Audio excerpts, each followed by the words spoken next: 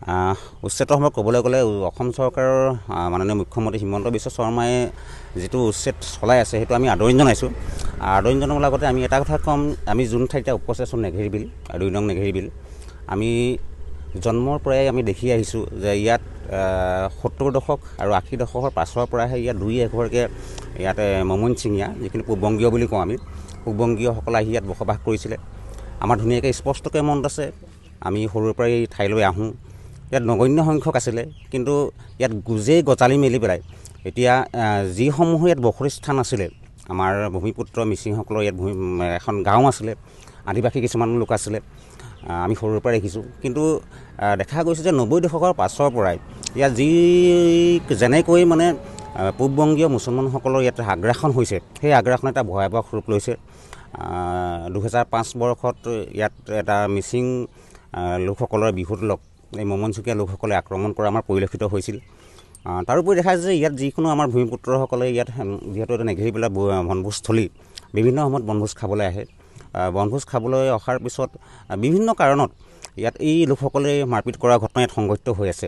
আমি ভৱিষ্যত প্ৰজন্মৰ সুৰক্ষাৰ কাৰণে আমি অসম চৰকাৰক এটাই ক'ম যে ইয়াত উচ্ছেদ চলাওঁতে খালি এটা মানৱীয় দৃষ্টিভংগীত যাকে চৰকাৰে এই উচ্ছেদটো চলায়। আৰু উচ্ছেদ বুলি ক'লে মানৱীয় দৃষ্টিভংগী নাথাকে বাৰু, তেওঁ আমি কওঁ যে যিসকল লোকে ইয়াত অবৈধভাৱে বসবাস কৰি আছে, আৰু মুখ্যমন্ত্ৰী হিমন্ত বিশ্ব শৰ্মাই ক'বৰ দৰে যিসকল লোকৰ ইতিমধ্যে বৰ্তমানো যোন ঠাইৰ পৰা তেওঁলোকে ইয়াত আহিছিলে, তেওঁলোকৰ পূৰ্বপুৰুষসকল আছে, তেওঁলোকে সেই ঠাইলৈ ঘূৰি যাওক শান্তিপূৰ্ণভাৱে।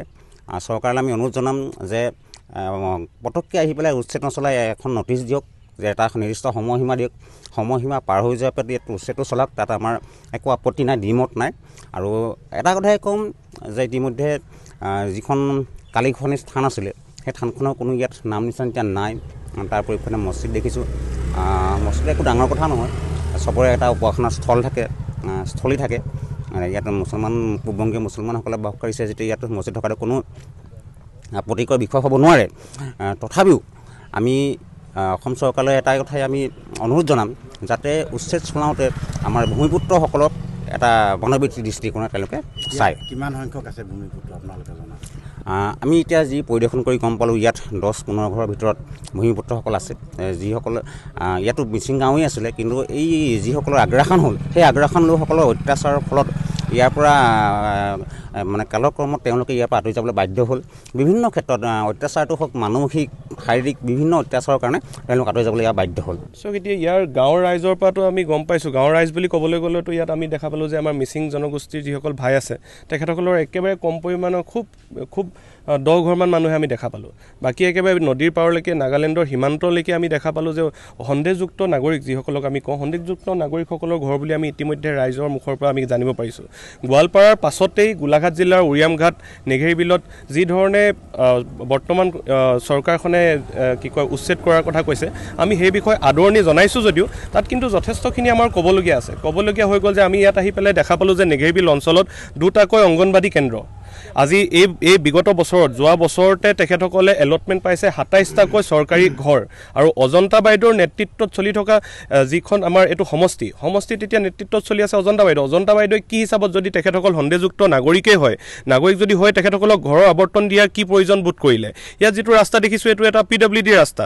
আৰু তৃতীয় কথাটো হৈ গ'ল, ইয়াত স্কুল আছে, আমি ইয়াত গম পাইছোঁ যে এই স্কুলখনত মাত্ৰ 4জন ছাত্ৰ ছাত্ৰী মিচিং জনগোষ্ঠীৰ পঢ়ে, তাৰ বাকী যিমানখিনি ইয়াত ছাত্ৰ ছাত্ৰী পঢ়া শুনা কৰি আছে গোটেইখিনি কিন্তু ইয়াত সন্দেহজনক নাগৰিক যিসকল বুলি ৰাইজে কৈছে, তেখেতসকলৰে ছাত্ৰ ছাত্ৰীসকলে পঢ়া শুনা কৰে।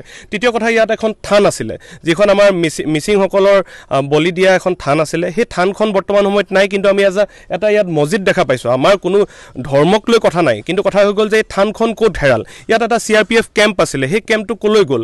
আজি যিমানখিনি অংগনবাদী কেন্দ্ৰ আছে, আৰু এইটো মেৰাপানী পঞ্চায়তৰ 10 নম্বৰ ৱাৰ্ডত যে 27টাকৈ ঘৰ এই বছৰ এলটমেণ্ট দিলে, 9 নং ৱাৰ্ডত এলটমেণ্ট দিলে কি হিচাপত দিলে ইয়াৰ যিজন ৱাৰ্ড মেম্বাৰ আছে পঞ্চায়তৰ সভাপতি সভানেত্ৰীয়ে তেখেতসকলে কি নাজানিছিল নেকি বা অজন্তা নিয়োগ ডাঙৰীয়া নেকি নাজানিছিল নেকি যে ইয়াত অবৈধভাৱে ইয়াত মানুহে বসবাস কৰি আছে কেৱল মাত্ৰ ভোট বেংকৰ ৰাজনীতিৰ কাৰণে তেখেতসকলে ইমান দিনে পোহপাল দি আহিছিলে নেকি যি সময়ত ইয়াত বহিছিলে মানুহখিনি সেই সময়ত কিন্তু আমি গম পাইছোঁ যে কংগ্ৰেছৰ চৰকাৰ আছিলে তেখেতসকলে এতিয়া চৰকাৰ থকাৰ অৱস্থাত যেতিয়া তেওঁলোকক প্ৰয়োজন হ'ল অজন্তা বাইদেউ সেই সময়ত কংগ্ৰেছত আছিলে তেখেতসকলক বহিবলৈ দিলে আজি জাহাই দেখিলে যে তেখেতসকলৰ ভোট বেংকৰ অংকটো নচলিব হয়তো খুব সম্ভৱ অজন্তা নিয়োগ ডাঙৰীয়ানী আৰু বিশ্বজিৎ ফুকন ডাঙৰীয়া হতাশাত ভুগিছে নিৰাশাত ভুগিছে ২৬ৰ ইলেকশ্যনক লৈ আমাৰ তেনেকুৱা সন্দেহ হয় যিহেতু ইয়াত যথেষ্ট পৰিমাণে এই ৱাৰ্ডটো এটা পকেট ভোট বুলি কয় অজন্তা বাইদেউৰ তো এই বিষয়খিনি ইয়াত আহি পৰিছে ৰাজনৈতিককৰণো কৰা হৈছে এটা বস্তু আমি চৰকাৰকে হওক বা আমি ইয়াত বসবাস কৰা লোকসকলকে এটা অনুৰোধ জনাম